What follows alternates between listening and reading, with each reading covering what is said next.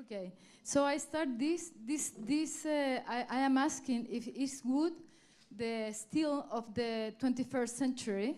It's not my idea, that's Michael Green's idea, that I heard him last year in Chile, and I really was inspired by him. I have always worked in wood, but I think that CLT is really the way to go, and I really think that wood is the 21st century's main material, as steel. So I'm going to just give the context of where I work that has to do, of course, of the space where we are.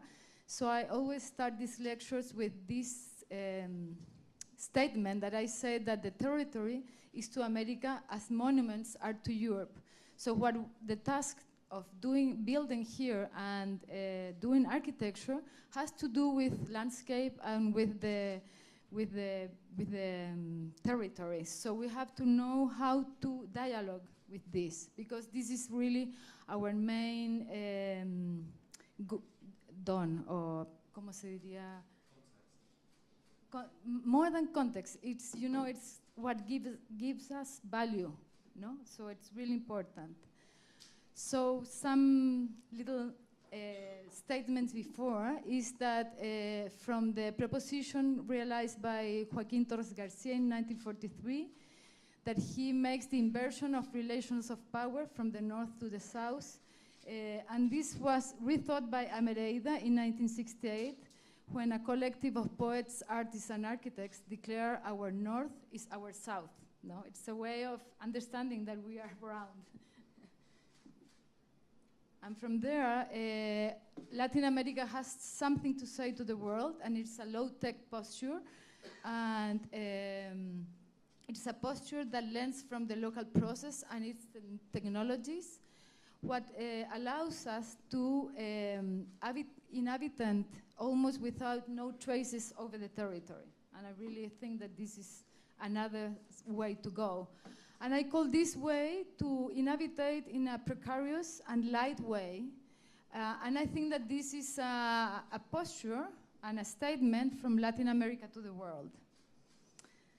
But what is the Latin of Latin America? Latin is people from Hispano-American ascendants, that they speak Romanic languages like Italian, French, Portuguese, and Galician. And it was really an invention from the 19th century, a concept developed by Michel Cruvalier in 1863. And it's basically a way of living back the colony and to understand that Latin America and America is a new world, and we have to open a new culture. And this we thought about Amereida, and from the Mexican historian O'Gorman, who said that really Christopher Columbus was coming to Indies, and America emerged like a present, no?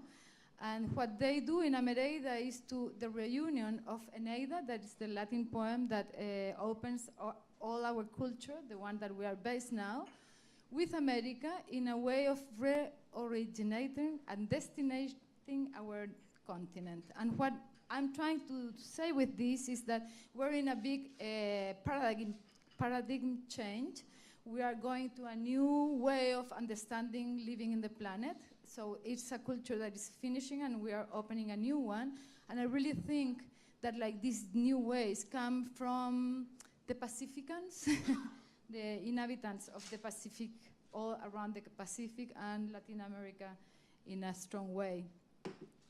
And in that sense, I want to understand which is this Latin American man.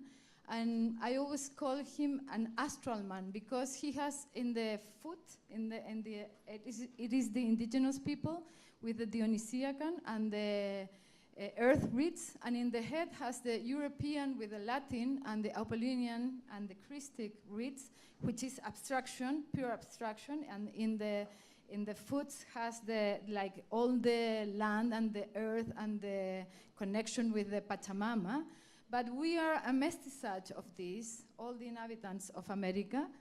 And this such make us blend these two ways. So we have the abstraction in one hand, and then we have also the connection with the land. And I think this is very important because the land gives shape to us. We are the land. We are not separate of the land. So what we do to ourselves, we are doing it to the land, and vice versa. So it's really important that we understand this, and I completely agree with Andrew that we don't have to continue developing in extracting and in industrial revolution thoughts, but in using the top of the land and relating with it in respect. So from here, like understanding that Latin America is like a new continent, that we have to open a new culture, we have to build signs to that. It's a very different thing of Europe. Now we have a lot, huge continent, and it's not named yet. We don't have really the perfect culture. And for that, I like to always show this work that was from a student of mine in Talca University. He's Rodrigo Cheward, and he makes this outlooking point as his title process. And I really think that this little object, it is explaining all what in an image and in a postcard what I'm speaking about. It's just this little cube over this amazing landscape that goes all around the world, and because of that, this place is open to a new narrative, if you can understand me. And then we got together because I have been working with indigenous people, understanding that what is the role of architecture today, and in my case and in my country, we have this huge problem about the way of how we use land and how we develop. And I don't want to be mean, but I really think that Sao Paulo has a big problem of the way that it has spread out in the landscape. And I think that is not a way to go. We really need to have more concentrated cities with a lot of open space. And how we develop that is what I'm doing with my friends of Talca. And we did a workshop this year that we made this outlooking point, the first kilometer of a route with Peguenche people that has to do with all this understanding of the way that we have to open the land. That's the outlooking point to the Volcan Lonquimay and the Tolhuac on the back. There's 4 volcanoes around. And this was a couple of weeks ago with all the indigenous people celebrating this place. And this is going to be like really the opening of this new narrative for the land. So the place is Chile, which is telluric and austral, really austral and really telluric. And it has a vocación, I don't know the word in English. vocación, good vocation, no? Okay. It has a good vocation, and you can see it in this amazing rainforest that we have. That is really going to the forest. It's a spiritual experience, and we have to know how to build with it. And I think that the Jewish priests that came into Chiloé, they understood it because they want to build the churches as they were done in Europe, in stone and marble, but they didn't have the material on the hand. So what they had on the hand was the wood. So they made these beautiful churches that today are human patrimony because they had the material there. So it is the statement of what I'm speaking, like this, and it came out a whole new culture. So I work in this vernacular carpentry. Yes. And I'm just going to explain very briefly like the artistic method to get into the form, which I call it geopoetics, that has to do with understanding the land, that is this scheme up here, which is, I call it the rhombus square. that has to do with the position that we have in the landscape. Like we are frontal, so we look to the space and we understand one part of the place. No, it's this. And then when we go into the place and we learn about the place, and some energy present on the place brings a word, and that word, when it's crossed with what the person needs for the space, brings out a gesture, and or also a name. I don't know if you understand me. Like when you work with from the poetic word, which is a word that has trueness in itself, then you can have a gesture that will develop as a form, but only when it's done like this, because it has to have like this trueness in it, and it comes from the poetic word. Because poesis in Greek means to pass from the non-being to the being. So when you name in this way, you can pass to the being. And I will explain it very, very fast in this that I call my territorial thesis, and has to do with the way all the projects come. No, you have the word, then you have the figure, and then you have the form. And it's this process of this little embryon growing into space. I'm going to show like this line of projects and this line of projects, and I won't stay here because it's like for another lecture. But I'm going to show this one that I call it my thesis house, was my first house, and then this one because it is round and breaks a lot of paradigms with wood. And this was done in 1992. It's an old house, but I won the Latin American Prize, Architecture Prize. And what I did with this house was the understanding of like the traditional constructions in the fields, and make a deconstruction of this through crossing with the poetic word, which is this flower, the lily flower. So here is the gesture, the figure, and the form. And here's like all the learning from the territory, and then the lily that gave shape to the form of the house. And basically what I was looking at, I want to make this place where the house was very big, like 30 hectares, and you could put anywhere. So I thought about going into a hill where you could see all 360 feet circle around, and you could see to the lake and to the mountains behind. And I want to make a straight line for the person that was going to live in the house. Sorry, that was this corridor. And I start like drawing in the white paper, and I had these lilies, flowers in a vase in my table, and I start drawing the lily, and because of that I realized that it was like a straight line that came from the earth that make it grow, and the sun that give it the light to grow. And it was such the tension between these two situations, the earth and the growing, that it curved. So that's why I do a lot of architecture with curves, not because I'm a woman, but basically because people think it's because of that, maybe, but it is basically because I really understand buildings. I like architecture that is light, and it's fast, and has like this energy in it, no? That comes from this observation. So this is like the traditional buildings around the south part of Chile, and then this is like the deconstruction of that and rejoined in this contemporary way, and this is how the house came out.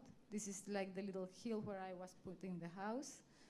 And then it has a lot of dialogue, the curves on the back, and then the rough structure with the soft finishings. And then you have the space. And then this is a family lodge.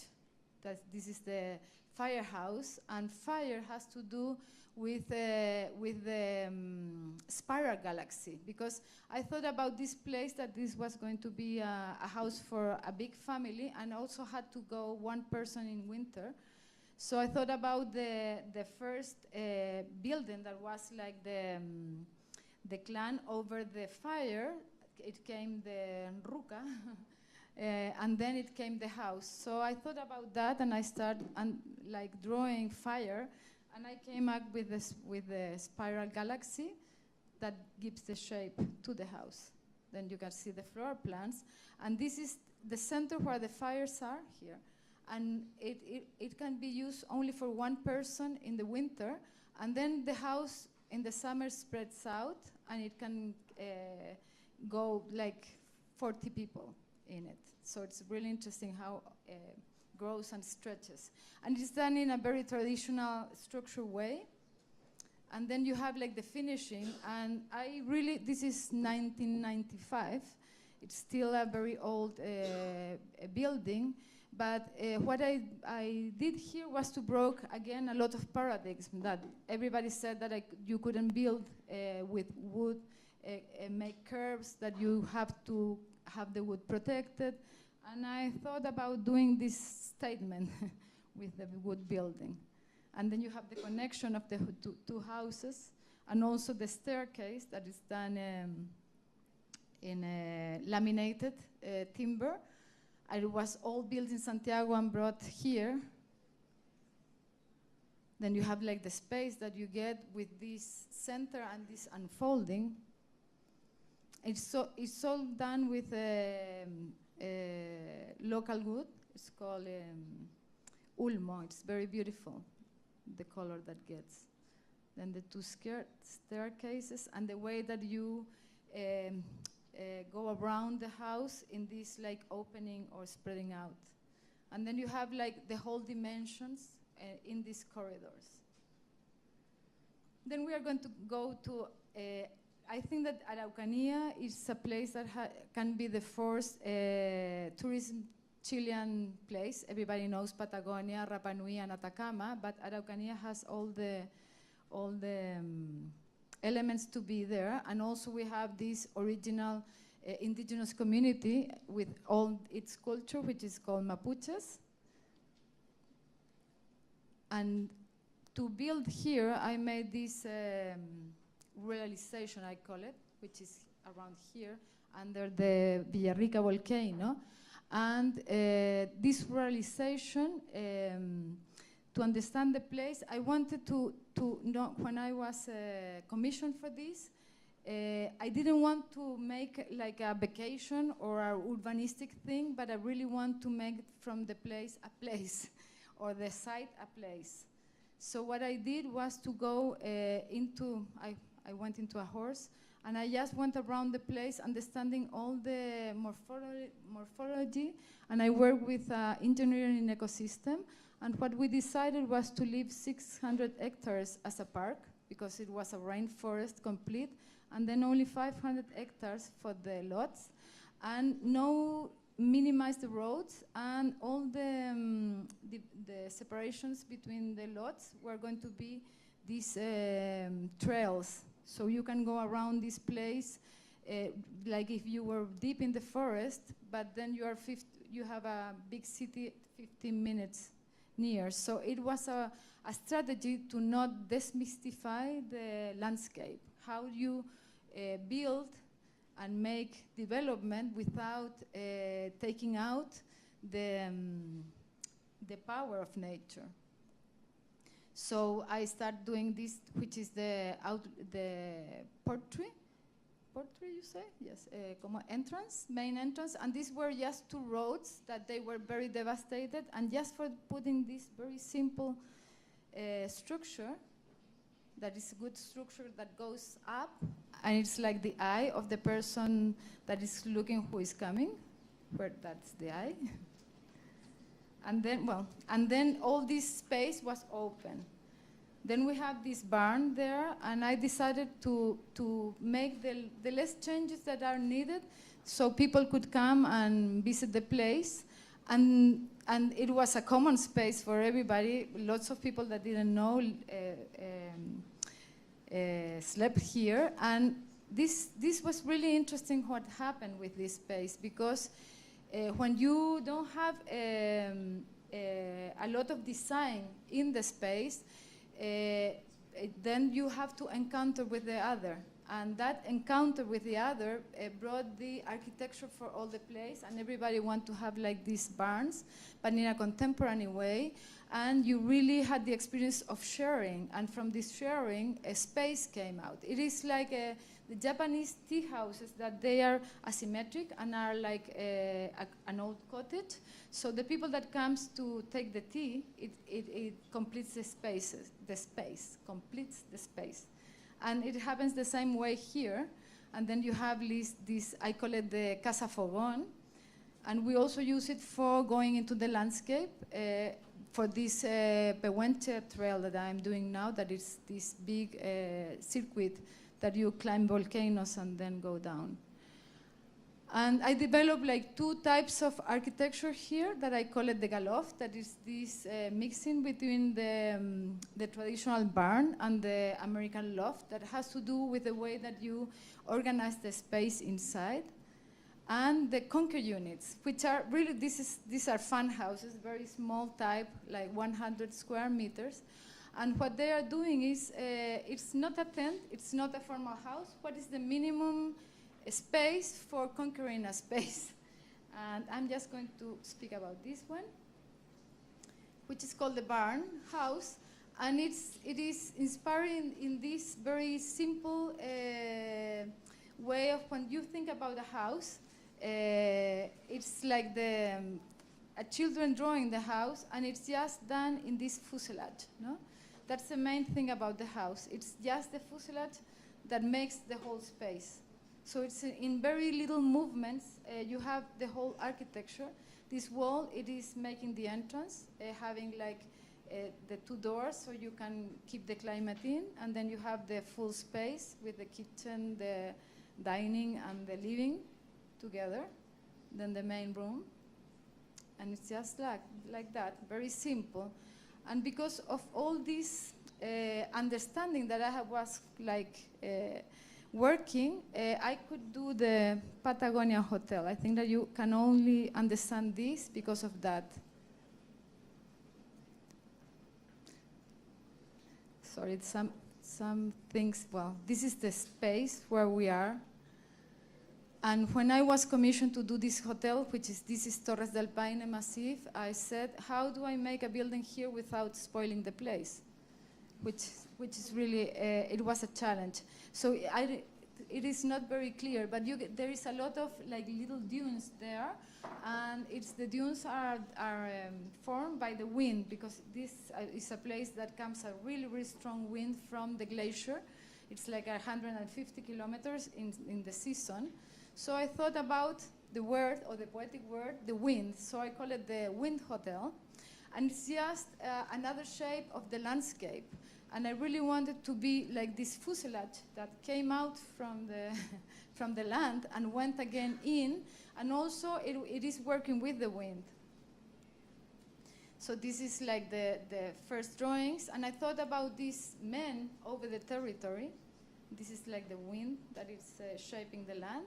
And I thought that the hotel, it's really the heart of a big man over the territory, because you go there not only to be in a nice hotel, but also to make all the trails and trekkings and everything. So it has to do the relation of the hotel with all the landscape. And also I thought about this like fossil that could be a dinosaur, like for Charles Darwin investigation down here that brought him to his famous theory, or also like a piece of big tree that the Sarmiento Lake throw on the shore.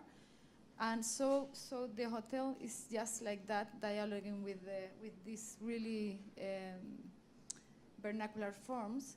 And also it's giving a front to the wind. So the wind comes here,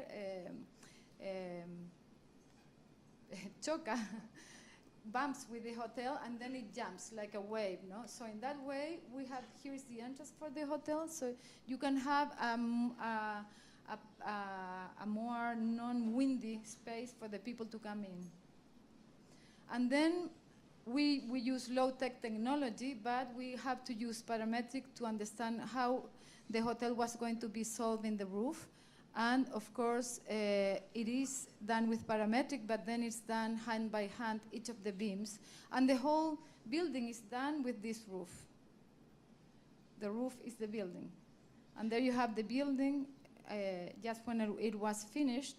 And I wanted to be really integrated to the landscape. So when we made the hole for the beams, for the foundations, we took all the little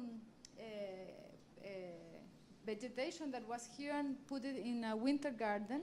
So when the building was finished, we plant all the earth slopes so you could have it really integrated.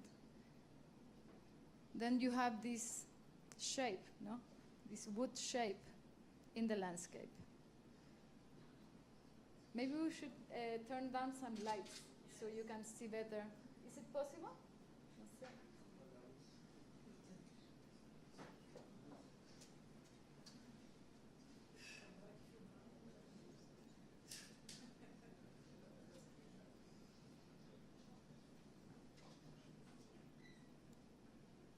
Una más.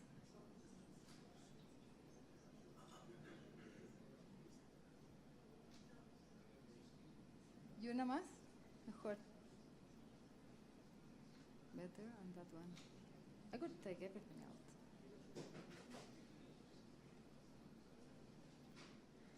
Okay, thank you. Better, no?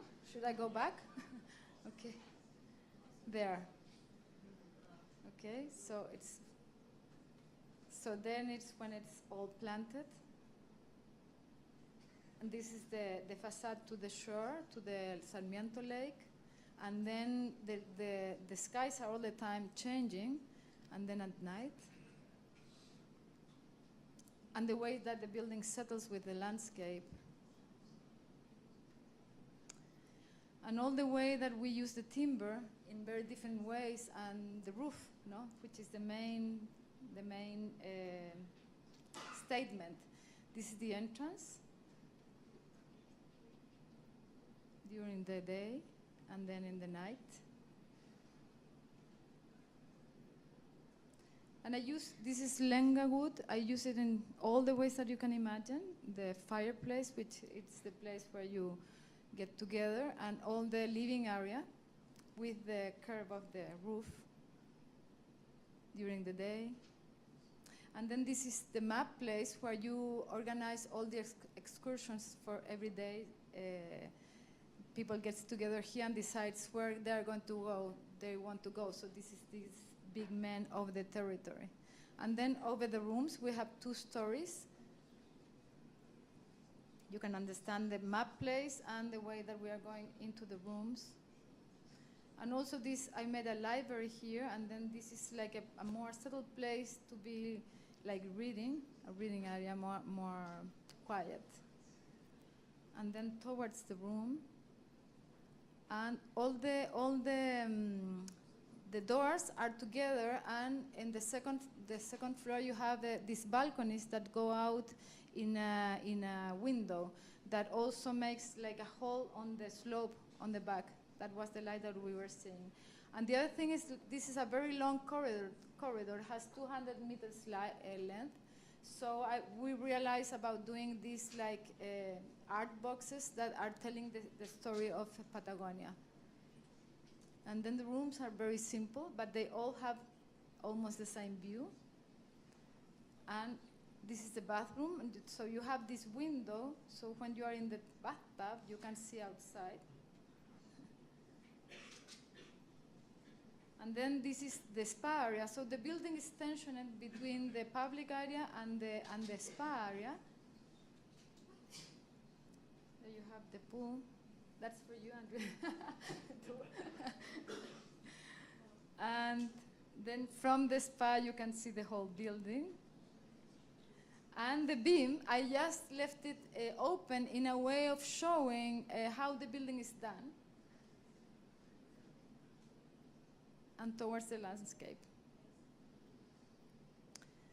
So then I'm going to go very fast into the, not vernacular, but, I forgot the name, I'm sorry. But it's all the, I think that we should leave it a little down. It's all the carpentry done with cultivated wood. This is in Santiago, and this is going towards a new paradigm. This is my mom's house, and it's called the Emerald House. And I again breaking the rules, because I thought about doing a wood building in Santiago, which is we have a very dry climate, and we have a lot of oscillation between day and night. So wood tends to work a lot. And I work this house with Ipe, which is an Amazonic wood. And I did it because I investigate a lot, and I thought about this density of this wood. We took care that all this wood came with a certification of well-managed, of sustainable managed, because I really think, as you, that we have to keep working with our forest, because our woods has to do with the climate and the place where we are, and it has so much beauty than the pine and the eucalyptus. Even that they work well, and it's very interesting in the structure, but I think that they take a lot of the territory out from the landscape. Anyway, it is called the Emerald House because of my mom's size. And I thought about the Romanic floor plan, very simple and very classic, because of the site, and also because she's, she is 70, 80 years now. So I thought to build a house to a person that has that age has to be like very as the way that she lives. So I went to her apartment, and I measure all the furniture, and then I designed the house, and it's in a beautiful landscape. So no walls go towards the window, as you can see. So you can walk around here, and you can close the sliding doors, and you can use the space in a very different ways. It's a very democratic space. There is like no, sorry. There is like every space, it doesn't have like a classification. All the spaces are spaces that you can use it in different ways. And then I thought about the emerald growth with the Platonic polyedrus to understand how we wanted to build this house. And then we got into the ecoside room, and the ecoside room was like not the solid part, but the structured part. And from there we came that the roof has to, the emptiness of the yard in the roof has to shift towards contemporary, and these lines volumetrized and gave the shape to the roof. So there's the house. And I also, this is a slope, and it's very beautiful landscape. So I put this house towards a concrete column or trees, I call it, no? So it's just suspended, and then you have a hole underneath the house, which is really interesting. Then you have the roof coming out, and it's dialoguing with the landscape. This is in Santiago. It's a very urban space. The Ipe is beautiful. That's my daughter showing the corridor. And then you have the center with the two yards, the rotated one towards contemporary, and then the stair that goes underneath. And it's a whole fuselage again of wood.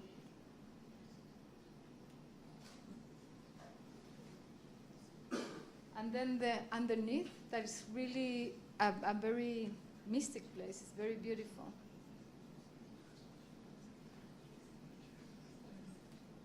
Then you have the roof from the drone.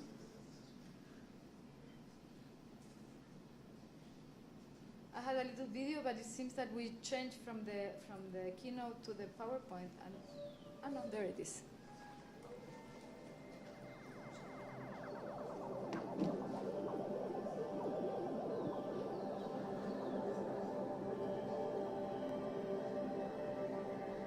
El terreno tiene una relación con el paisaje, o sea, de partida tiene una pendiente que es como bastante suave. Entonces era importante que la casa estuviera como suspendida sobre el paisaje y este bosque de pilares que se genera abajo. Entonces al final yo creo que la relación con el paisaje va construyendo ese como diálogo de grande-chico, ausencia de dimensiones o de bordes o de límites por las geometrías que se van armando, es lo que permite como esta casa que se expande y se achica y que pueda vivir una sola persona o que puedan haber 10 personas. And now we're another last project. This is called Magnolia Hotel. It's recently built. It is in the center part of Santiago.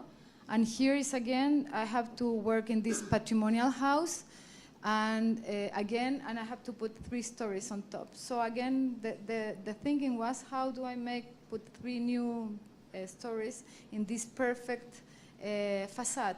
So I realized about contemporary and about resonation and and reflection. So we took a picture of the old facade and we printed on the glass wall, but upside down, in a way of understanding that contemporary comes from the tradition in our reflections. And of course, the new has all the answers to the new problems and paradigms, like with transparency, open lighting, sustainability. And the inspiration was Chile, endemic, Belle Époque, Republican, and contemporary. And this is like Santa Lucia's Hill, which is really in the heart of the old city, and the hotel is here. So we are speaking about like all our traditions, and it was a way of using the hotel as a way of thinking about our culture and our contemporary culture. So we decided to bring the 3 new stories also in steel, and then all in wood in the back part. There are these yards. The old building was, of course, very labyrinthine and with no light and no space. So I thought about bringing the light in the space. So we opened these yards towards the end. And made like an attic. So all the new part is done with wood. You can see the way that it opens. And the first floor, of course, when you're working in an old building, has a lot of restrictions. That's the way that the light goes in.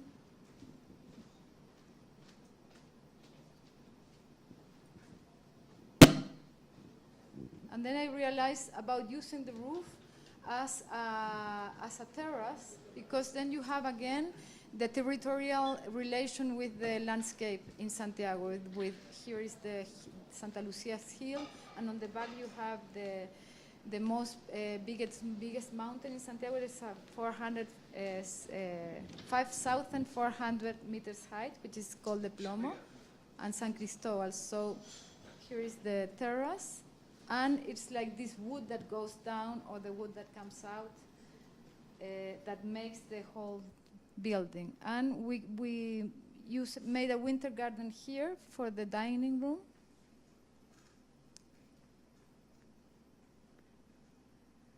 And it's always a dialogue between tradition and contemporary. Living, and I use all the wood of the old building in the ceilings and in the walls. And we use, like, when in the old we use always very contemporary, and in the new traditional. That's like the living area, and we can't use fire in Chile, so, and in Santiago mainly, not in Chile, in Santiago, so we use this art solution. And then you have like the main square with the terrace on top, which is like this big hall. And also the staircases are a way to bring in light inside. And the wood in the corridors. And the new corridors towards the rooms are with glass also, it always reinforcing this idea of bringing light. That's the last story. And inside, all the new rooms are folded completely in wood, in eucalyptus. So you have like this sense of being like in a real nice space, using like the Chilean birds. And you have the relation of the inside with the wall of the external wall. And also we use these squares to give more space into the rooms. So outside you have the architecture and you gain this space for the room. And on the old rooms that we have really very small space, I use this idea of the dosel, which puts the bed in a place, and in that way these small rooms feel that are really, really wide or big. So now it's the question, no? It's still the 21st century's material, and this is an investigation done by Michael Green about if the really important buildings could be done in wood, and he developed this with a Finnish company. And it's really interesting because he's really saying that we could have done that there. So here you have the Empire State and the other important buildings in wood. And then I really think that, well, Andrew spoke a lot about this, so I'm just going to go very fast, that CLT is the way to go. And for us in Chile, we have still a very young industry on this, but we are starting to make one or two first tall buildings in wood. And I think that we are really going strong on that way, mainly because we're like the second producer of pine and eucalyptus. And then we have this amazing system with the CLT that is really sustainable, and it brings down building costs and green carbon trace. And also, it's all the things that Andrew told. So I'm just reinforcing, and I really want to. I'm working now to be able to build one of these buildings. This is the Medla place where it's all this investigation happening. And then, well, I have this dream for Chile. Okay, I'm finishing. That I wanted a clean, pure, a biosphere reserve, sustainable, and I think that this has to do with that. And I think that Araucanía, I call it capital city because it is a way of being able to make a new capital, the capital of the South, with all these, that is parks and indigenous communities. This was done by Cristiano Undurraga, and it was for the Milan Pavilion, and it is now a cultural center in Temuco. So when you cross a territory with culture, you get like locality and local process.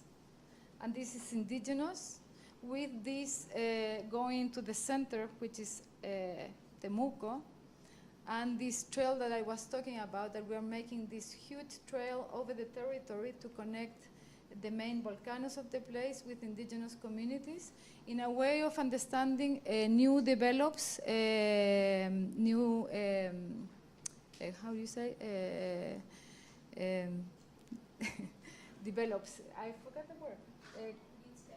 No, nuevos desarrollos económicos, economic developments, no? That they are not extracting the land, but they are using the land as a strategy.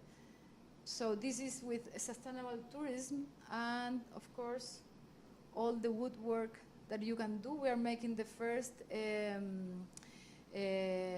snow place with intercultural, and we are doing this this ruca, which is called a contemporary ruca in wood and glass. So when you have the territory and the economic and the sociocultural culture, you get sustainability, and you make it equitative, viable, and livable. And all this happens because you have a visitant. So this is like the system in what we are working. And we made our kilometer zero with this outlooking point that I showed you before, and it's on upside down. Well, it is a slap of time, but it is here, this place that is really signing the territory to open it to this new narrative. And then, of course, I'm in this crusade that we have to keep working with the native forest and not what is planted with pine. It's okay now, but we have to preserve our big forest, which is our main element. And then I want to finish with this image of a sculpture friend of mine that I think that we could do buildings. This could be like a 15-story building done like a nest, no? Like understanding this balance between technology and vernacular process. So thank you very much. I'm sorry about English and all that.